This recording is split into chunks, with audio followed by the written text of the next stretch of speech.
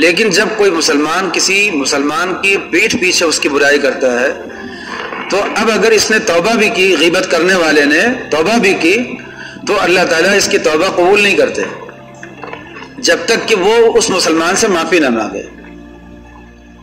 ٹھیک، اب ہم نے کہا کہ بھائی ہم تو معافی مانگ لیں گے جا کر کے، تو جاؤ جا کر کے معافی مانگ لو تو توبہ ہو جائے گی.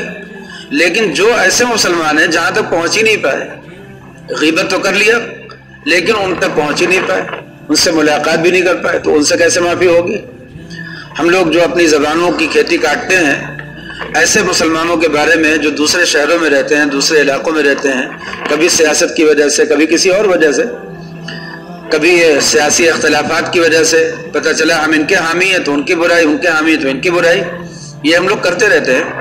اہل علم حضرات کی غیبت بھی کرتے ہیں، اور زیادہ بڑی خطرناک بات ہے. اہل علم حضرات کی غیبت کرنے میں دو خرابیاں ہیں. ایک تو غیبت کا جو گناہ ہے وہ تو ہے ہی، دوسرے اہل علم کی تحقیر کرنا اور ان کو بے عزت کرنا، معاشرے میں ان کی عزت اٹھا لینا. نبی کریم صلی اللہ علیہ وسلم نے حضرت ابو دردہ حضرت ابو بکر سے آگے چلنے لگے تو آپ صلی اللہ علیہ وسلم نے فرمایا کہ تم ان سے آگے کیسے چل رہے ہو؟ ابو بکر جو ہیں وہ ایسے ہیں، ان کی فضیلت بیان کی. تو معلوم یہ ہوا کہ جو آدمی کسی اعتبار سے صاحب فضیلت ہو اس آدمی کا احترام واجب ہے. آپ نے خود یہ تعلیم دی، آپ نے فرمایا قوموا لسیدکم، اپنے سردار کے لیے اٹھو، کھڑے ہو، تعظیم دو ان کو. تو تعظیم دینا، احترام کرنا اہل علم حضرات کے لیے، ان کی تحقیر کرنا، ان کی برائی کرنا، معاشرے میں ان کا رتبہ گرانا. آپ خوب جانتے ہیں کہ جس چیز کی برائی کی جاتی ہے جب اس کی وقت لوگوں کے دلوں سے نکل جائے گی تو معاشرے سے وہ چیز ہی اٹھ جائے گی. علم اور اہل علم کی برائی اگر ہو رہی ہے تو نتیجہ کیا ہوگا کہ معاشرے سے علم اٹھ جائے گا. مال کی برائی ہو تو مال اٹھ جائے گا، جس چیز کی بھی برائی کی جائے گی اس کا برا تذکرہ کیا جائے گا، وہ چیز اٹھ جائے گی. علماء کا تذکرہ اگر برا کیا جائے گا تو علم اٹھ جائے گا، اور علم اٹھ جائے گا تو قوم جہالت میں چلی جائے گی. اسی لیے اہل علم حضرات کا احترام کرنا قوم پر واجب ہے، فقہی اعتبار سے واجب ہے. یہ ایسے ہی نہیں کہہ رہے ہیں، فقہی اعتبار سے علماء کا احترام کرنا واجب ہے. اور اگر کوئی آدمی ان کے احترام میں کمی کرے گا تو گناہ پڑتا ہے. تو جب غیبت کی جاتی ہے اہل علم حضرات کی تو دوہرا گناہ پڑتا ہے، دوہرا اس کا اثر پڑتا ہے، امت کو نقصان ہوتا ہے. تو اب ہمیں دیکھنا یہ چاہیے کہ غیبت ہم کس کی کر رہے ہیں، کیوں کرتے ہیں. کیوں کرتے ہیں اس کا جواب یہ ہے کہ ہمارے اندر مرض ہے تکبر کا. غیبت کی جڑ کیا ہے؟ کبر ہے. ہم یہ چاہتے ہیں کہ لوگوں کا برا تذکرہ ہو، معاشرے میں لوگوں کی برائیاں پھیلیں، ان کا برا تذکرہ پھیلے، اس لیے کہ جتنی لوگوں کی برائی ہوگی، دوسروں کی برائی ہوگی، اتنا ہی مجھے اطمینان ہوگا کہ میں بڑھیا ہوں.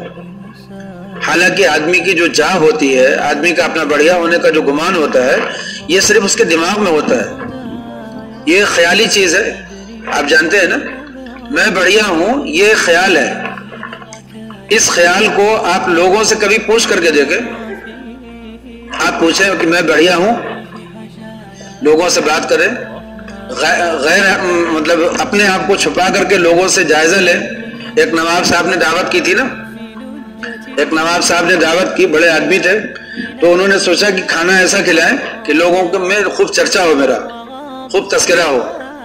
تو انہوں نے کھانا کھلانے کے بعد لوگوں سے کہہ دیا کہ دیکھو یہ جو چمچے استعمال تم لوگوں نے کیے ہیں یہ چمچے چاندی کے تھے، اور ہر آدمی اپنے اپنے چمچے اپنے ساتھ لے جائے، میری طرف سے تحفہ. تو چاندی کا چمچہ تحفے میں دے دیا سب کو. اس کے بعد خود کہیں چھپ کر کے بیٹھ گئے کہ دیکھیں گزرنے والے لوگ اب میرا کیا کیا تذکرہ کر رہے ہیں. تو ایک قافلہ گزرا تو اس نے کیا تذکرہ کیا، کچھ لوگ ساتھ میں جا رہے تھے تو کہنے لگے کہ ارے بڑا بہت بخیل ہے، اس کے پاس تو اتنا پیسہ تھا کہ وہ پلیٹ بھی دے سکتا تھا، چاندی کی پلیٹ بھی دے سکتا ہے، چمچہ ہی دیا اس نے، چمچے پہ ٹرکا دیا سب کو اس نے. تو سمجھ میں آیا کہ لوگوں کی نظروں میں اپنی عزت لوگ کرا لینا یہ کسی کے بس میں نہیں ہے. کچھ لوگ ایسے ہوتے ہیں ساری زندگی جد و جہد کرتے رہتے ہیں، قربانی دیتے ہیں، سیاسی دیکھیے کہاں سے کہاں تک پہنچ جاتے ہیں، کسی عہدے پہ پہنچ جاتے ہیں، لیکن قوم ان کو گالیاں دیتی رہتی ہے. تو ہوتا ہے نا کہ عزت جو ہوتی ہے یہ من جانب اللہ ہوتی ہے، جو حقیقی عزت ہوتی ہے. وہ حدیث شریف میں کہ بندہ اللہ کا جب تقرب حاصل کرتا ہے تو پھر اللہ تعالیٰ اس کی قبولیت جو ہے لوگ زمین پر اتار دیتے ہیں. فرشتوں میں اعلان ہوتا ہے کہ یہ میرا مقبول بندہ ہے، تو اس کی قبولیت کا پہلا اعلان تو آسمان پر ہوتا ہے کہ یہ میرا مقبول ہے. اس کے بعد وہ قبولیت زمین پر ڈال دی جاتی ہے. پھر لوگوں کے دل اس کی تعظیم کے لیے جھک جاتے ہیں، لوگوں کے دلوں میں تعظیم بھر جاتی ہے.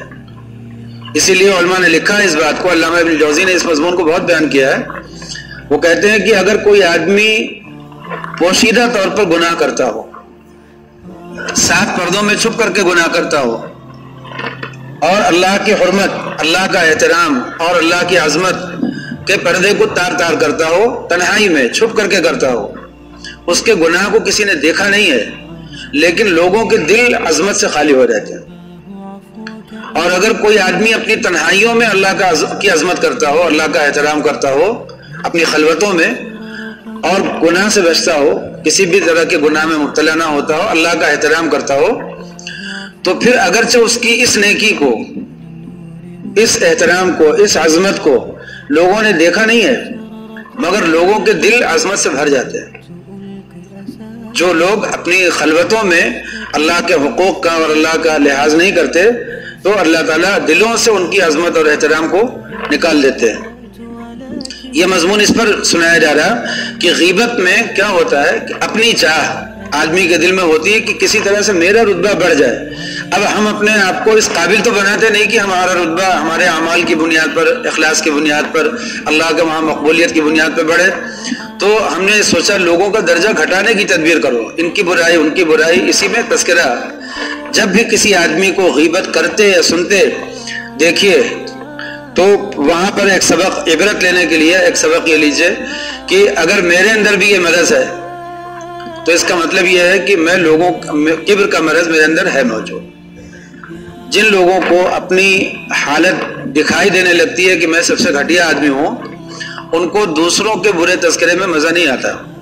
وہ سوچتے ہیں کہ ان سے برا تو میں ہی ہوں، ان کو اپنے کو بہتر کرنے کی فکر میں لگ جاتے ہیں.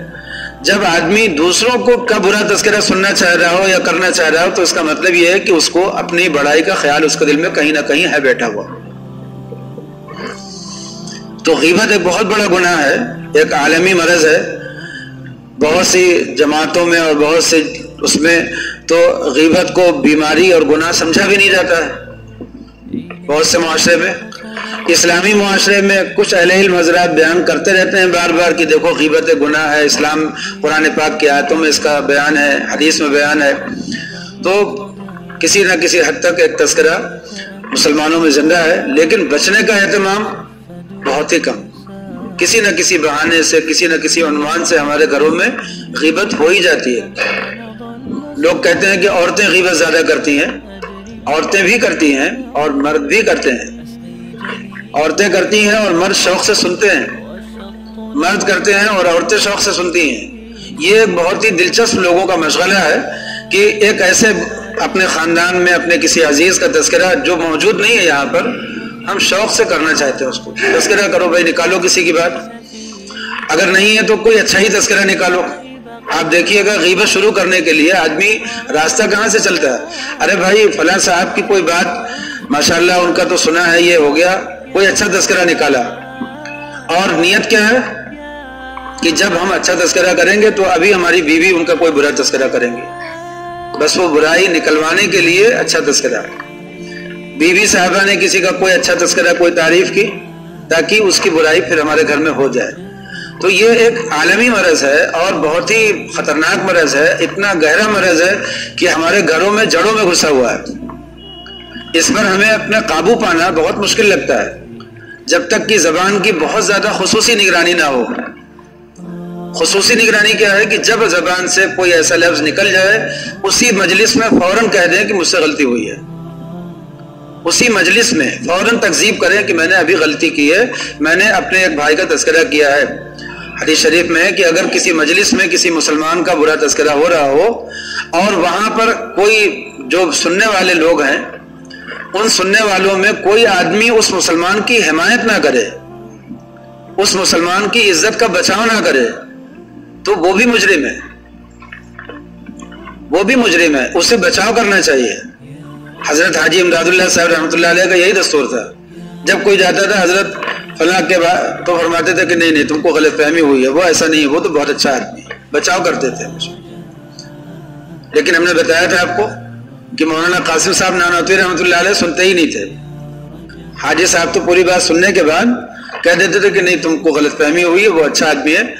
اور ہم نے بتایا کہ اللہ والے لوگ جو ہوتے ہیں اگر ان کے سامنے کسی کا برا تذکرہ ہو تو وہ اس کو اپنی نظروں میں ایک رائی کے دانے کے برابر بھی نیچا نہیں ہونے دیتے، ان کا درجہ گرنے نہیں دیتے، اس لیے کہ وہ خود ہی اپنے آپ کو اس سے کمتر سمجھتے ہیں۔ تو اس لیے اللہ والوں کے بارے میں تو اطمینان رکھیے کہ ان سے اگر اپنا حال بتائیں یا کسی کا حال کا اظہار ہو تو یہ نہ سوچیں کہ اللہ والے جو ہے خوب غیبت سن رہے ہیں کسی کی۔ مولانا گنگوئی نور اللہ مرقدہ کا دستور تھا کہ جب ان کے سامنے کوئی بتاتا تھا کسی کا حال سن لیتے تھے اور چپ رہتے تھے، کچھ بولتے نہیں تھے، نہ اس کی تکذیب کرتے تھے نہ اس کی تصدیق کرتے تھے، بالکل خاموش رہتے تھے، سن لیتے تھے۔ اب لوگ کہیں گے نا کہ یہ تو غیبت سن لیا، انہوں نے غیبت سن لیا نہیں ہے۔ جو مصلح ہو اس کو اگر لوگوں کا حال نہیں بتایا جائے گا اور لوگوں کا حال اس کو پتہ نہیں چلے گا، وہ اس کی اصلاح کیسے کرے گا؟ لوگ جاتے تھے، نبی کریم صلی اللہ علیہ وسلم کو بھی لوگوں کا حال بتاتے تھے، تو آپ لوگوں کا حال سن لیتے تھے۔ تو جو اصل سنت ہے وہ یہاں پر یہی ہے کہ اگر ہم مصلح ہوں، اس درجے پر بیٹھے ہوئے ہوں کہ ہمیں اگر لوگوں کا حال معلوم ہوگا، لوگوں کی بیماریاں پتہ چلیں گی تو ہم اس کی اصلاح کر سکتے ہیں۔ جیسے ماں باپ اپنے بچوں کے لیے، اب کوئی ماں باپ کے پاس پہنچا آپ کے بیٹے کے اندر یہ کمی ہے، ہم نے کہا ہم سنتے نہیں کسی کی غیبت۔ بھائی کسی کی مت سنو، اپنے بیٹے کی سن لو، اپنی بیٹی کی سن لو، اپنے جو تمہاری تربیت میں ہے ان کی بات سنو، برا مت سمجھو اس کی بنیاد پر، اس لیے کہ جب تک تم نے دوسرے کی بات نہیں سنی ہے کیسے برا فیصلہ کر لیا؟ دونوں میں فرق ہے نا۔ ہم نے کسی کی برائی سنی، اس کو برا مان بھی لیا، تو یہ غلط ہے۔ یہ اس وقت تک نہیں ہو سکتا جب تک کہ ہم دوسرے کی بات بھی نہ سن لیں۔ دوسرے کی بات جب ہمیں معلوم ہوئی تو دیکھا کہ اس نے تلافی کر لی، تلافی اس نے اللہ سے کا معاملہ تھا، اللہ سے تلافی کر لی، بندے کا معاملہ تھا، بندے سے تلافی کر لی، قصہ ختم ہو گیا۔ ہم نہ اس کو عذاب دینے والے نہ ہم سزا دینے والے، تو ہم اپنے دل میں اس کی برائی رکھنے کی زحمت کیوں کریں؟ ہمارا دل خالی رکھا ہوا ہے نا، پڑا ہوا ہے کہ سب کی برائیاں پالتے رہے اس میں۔ تو اپنے دل کو صاف رکھنا اور کسی بھی مسلمان کی کوئی برائی اپنے دل میں نہ پالنا، نہ رکھنا، یہی تو ایک اللہ والے کی پہچان ہوتی ہے۔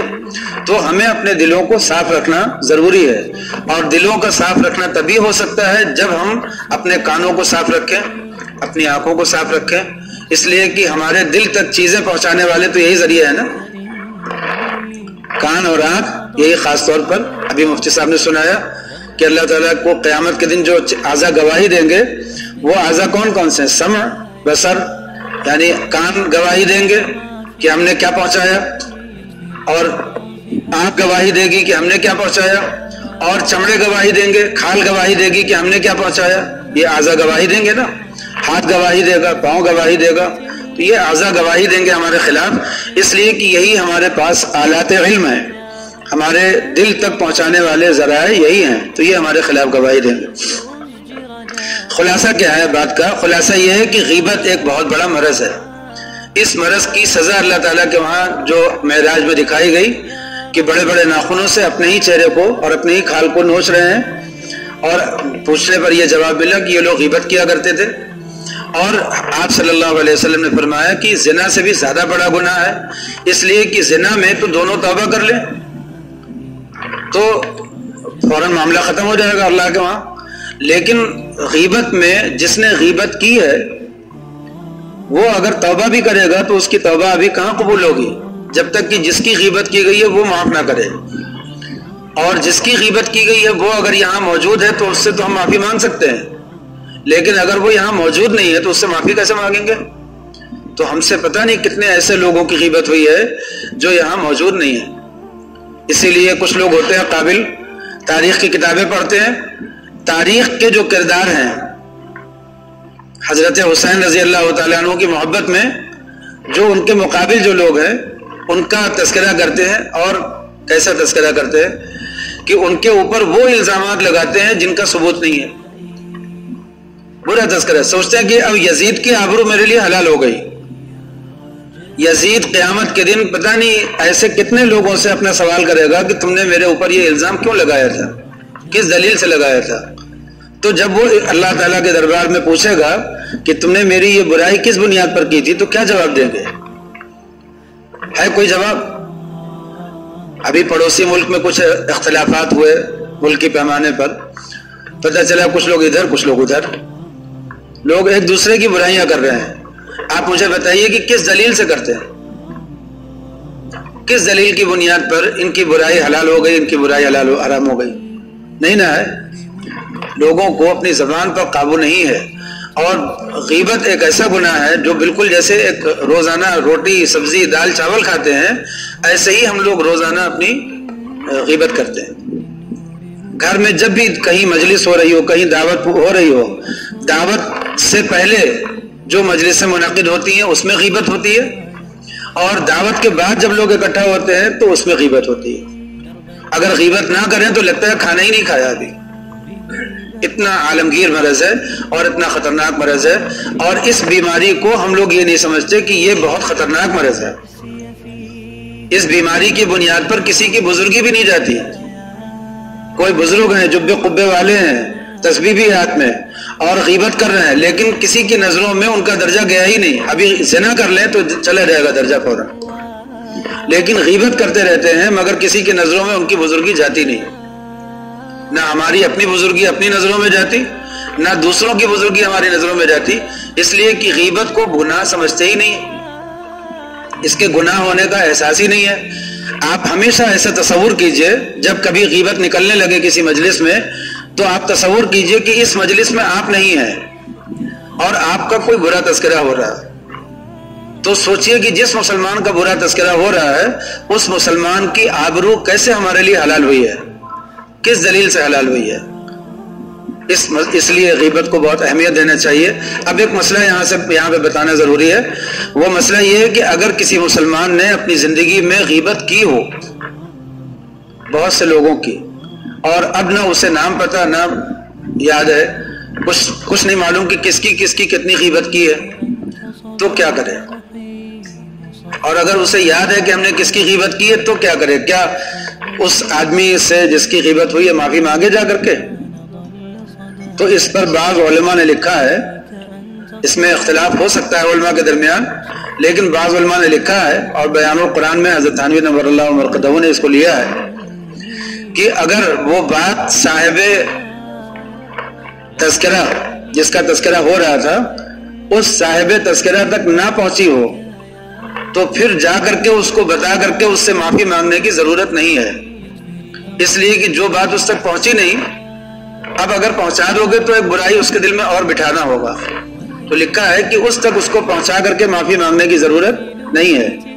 کیا کرے پھر جن لوگوں کے سامنے برائی کی ہے ان کے سامنے اپنی تکذیب کر دے کہ میں نے اس مسلمان کے بارے میں جو کچھ کہا غلط کہا. یہ علاج ہے اس کا. آپ سمجھ گئے؟ جس شخص کا تذکرہ برا کیا اس سے جا کر کے اپنی بات بتا کر کے معافی مانگنے کی ضرورت نہیں ہے. جن لوگوں کے سامنے برا تذکرہ کیا تھا وہیں تکذیب کر دے کہ میں نے غلط کہا، میں نے جھوٹ کہا اس کے بارے میں، مجھے معلومات صحیح نہیں ہے اس کے بارے میں نے ایسا جو کچھ کہا غلط کہا. ایک بات.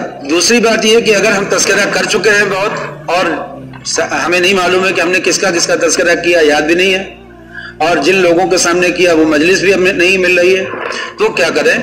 اس کے بارے میں علماء نے لکھا ہے اور حدیث شریف میں بھی ہے کہ اب اس کے لیے استغفار کرو، اللہ سے یہ دعا کرو کہ یا اللہ جن لوگوں کی بھی ہم نے غیبت کی ہے ان کو آپ معاف کر دی، ہم کو معاف کر دیے ہماری اس غلطی کو، اور ان سے ہماری معافی کرا دیجئے.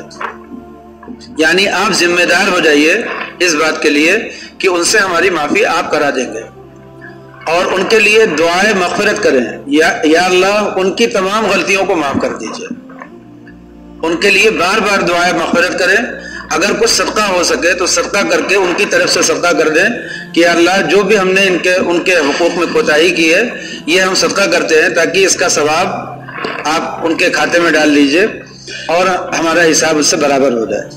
تو تلافی کرنے کی شکلیں یہ سب ہیں. اگر کسی مسلمان کی ہم نے بے آبروئی کی ہے اپنی مجلس میں تو ہم اس طرح سے تلافی کر سکتے ہیں، اور سمجھدار آدمی کو ایک مرتبہ تلافی کرنے کے بعد دوبارہ وہ غلطی نہیں کرنی چاہیے کہ پھر اس کے لیے معافی مانگنی پڑے.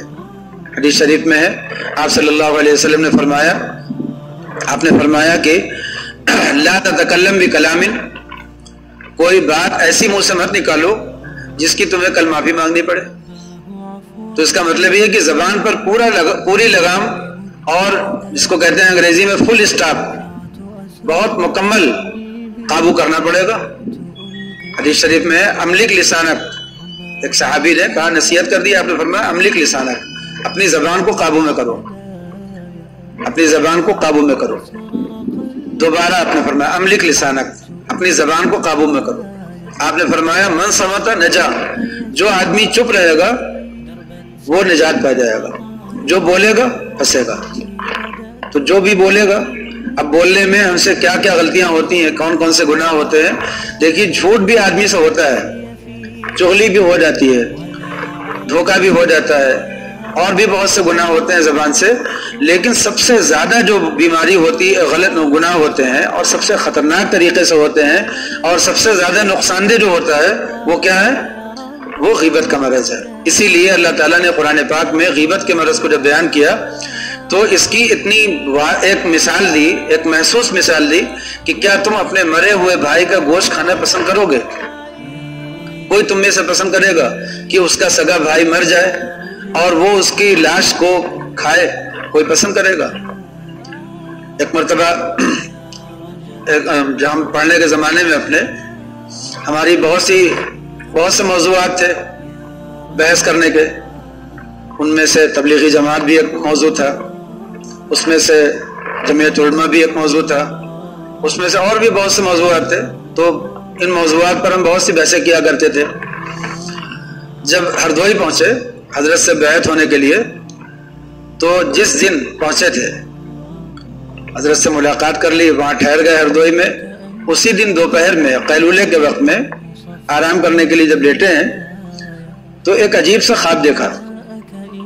وہ عجیب سا خواب کیا تھا کہ ہمارے گھر کے پیچھے جو کھیت ہے، اس کھیت میں ایک ہاتھی کا بچہ مردہ پڑا ہوا ہے، اور ہم وہاں پہ کھڑے ہیں اور ہمیں یہ لگ رہا ہے کہ اچھا اس کا کچھ حصہ کھایا ہوا ہے، جیسے کسی نے اس کو کھا لیا ہو، اور ہمیں یہ لگ رہا ہے کہ اتنا حصہ تو ہم کھا چکے ہیں اور باقی ہمیں کھانا ہے۔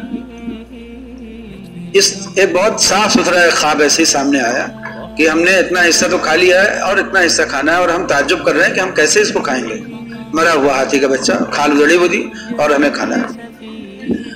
اب جب خواب سے ہم بیدار ہوئے تو ہوش آیا کہ یہ جو ہم بحثیں کرتے تھے، ان بحثوں میں ہم نے پتہ نہیں کتنے لوگوں کا تذکرہ کیا ہے اور ان کے اوپر کیا کیا الزام لگائے ہیں، کیا کیا ان کے بارے میں ہم نے گفتگو کی ہے۔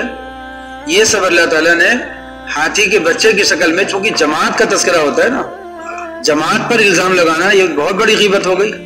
جیسے مدرسے پر الزام لگا دینا، جیسے مدرسے والوں پر، مدرسے والے ایسا کرتے، تبلیغ والے ایسا، تو یہ ایک پوری جماعت کو ہم نے مخاطب بنا کر کے اگر ان کی برائی کی ہے یا ان کا کوئی برا تذکرہ کیا ہے یا ان کی، تو اس دن ہمیں احساس ہوا کہ یہ بہت بڑا جرم ہوا ہے، ہم سے بہت بڑی غلطی ہوئی ہے۔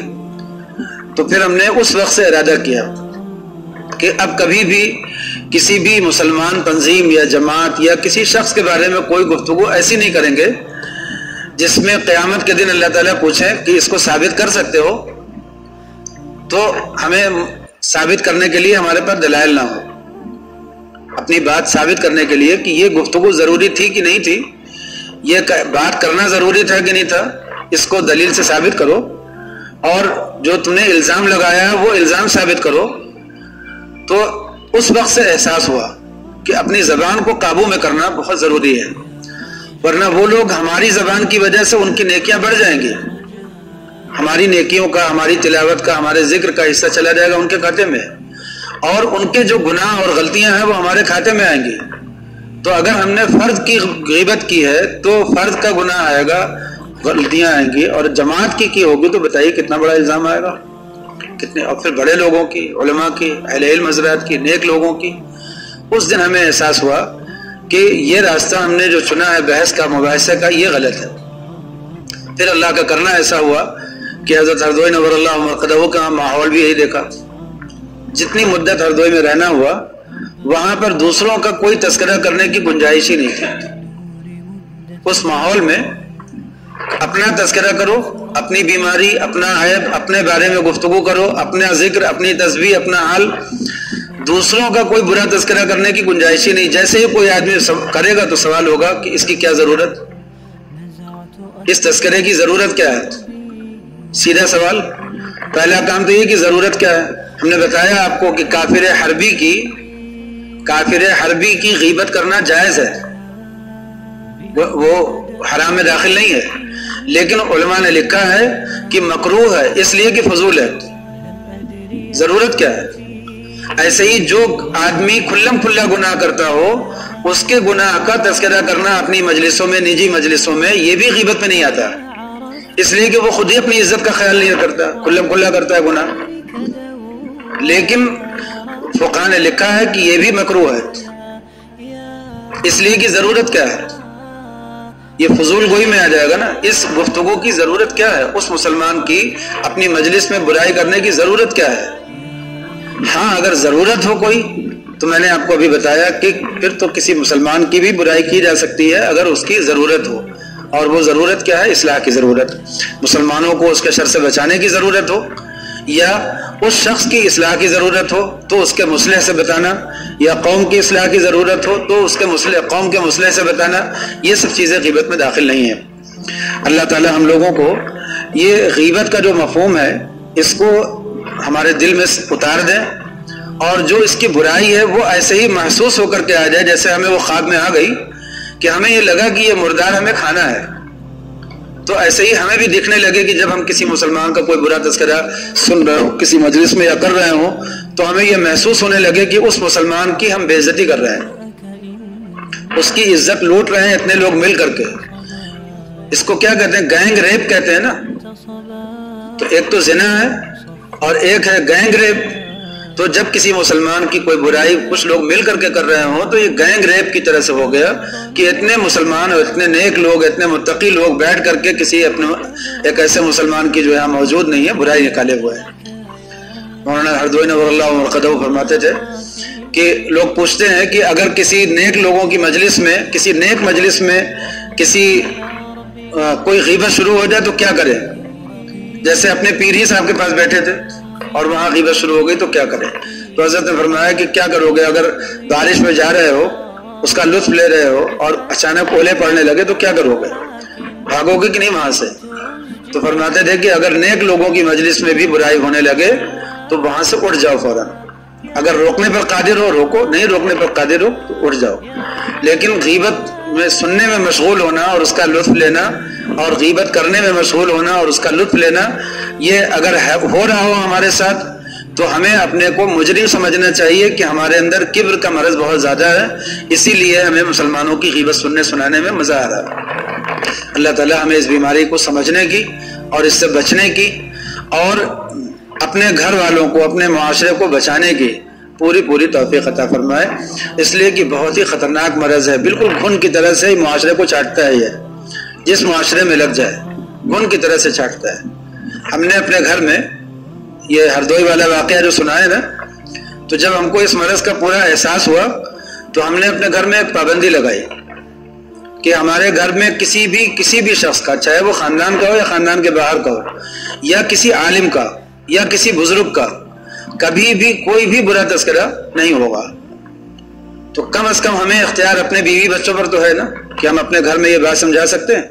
تو ہم جو معاشرے کے لوگ ہیں، ہم لوگ اپنے بیوی بچوں کے ساتھ بیٹھ کر کے یہ باتیں کر سکتے ہیں کہ دیکھو ساری غلطیاں اور سارے گناہ تو بہت ہے، دھیرے دھیرے بچنے کی کوشش کریں گے، لیکن ایک بیماری پر ہم آج پابندی لگاتے ہیں، اور وہ یہ ہے کہ جو لوگ گھر میں موجود نہیں ہیں ان کا کوئی تذکرہ یہاں پر نہیں ہوگا، برا تذکرہ، اور بزرگوں نے لکھا ہے کہ اچھا بھی مت کرو، اس لیے کہ جب اچھا کرو گے تو پھر وہ برائی کی طرف چلا جاتا ہے، عادت پڑی ہوئی ہے، دھیرے دھیرے برائی نکل آتی ہے۔ تو تذکرہ ہی نہیں کرو گھر میں، اور اگر ہو تذکرہ تو صرف اچھا ہو، اور اگر خدا نخواستہ غلطی سے، شامت اعمال سے کسی کے منہ سے کوئی برائی نکل ہی گئی تو فوراً اس کی تلافی کرو، یعنی یہ بات کہہ دو کہ یہ غلط ہے۔ بچے کے منہ سے نکل جائے تو باپ کہہ دیں کہ نہیں یہ بات غلط ہے، تم کو کچھ غلط فہمی ہوئی ہے، اور یہ سمجھا دیں کہ کسی کا برا تذکرہ کرنے کی کوئی ضرورت نہیں ہے اپنے گھر میں، تو پورے خاندان والوں کی عزت کو اپنے گھر میں بچا لیجئے۔ ہوتا ہے نا، لوگ خاندان والوں کے آبرو حلال کے رہتے ہیں، تو اپنے گھر میں اپنے خاندان والوں کی آبرو کو بچا لیجئے، کسی کا کوئی برا تذکرہ نہ نکلے، کسی عالم کا، کسی بزرگ کا، کسی ایسے شخص کا جو قوم کے لیے خدمت کر رہا ہو، اس کا بھی کوئی تذکرہ نہ نکلے۔ اللہ تعالی ہم لوگوں کو یہ مضمون سمجھنے کی، عمل کرنے کی توفیق عطا فرمائے۔ دعا کر لیجئے۔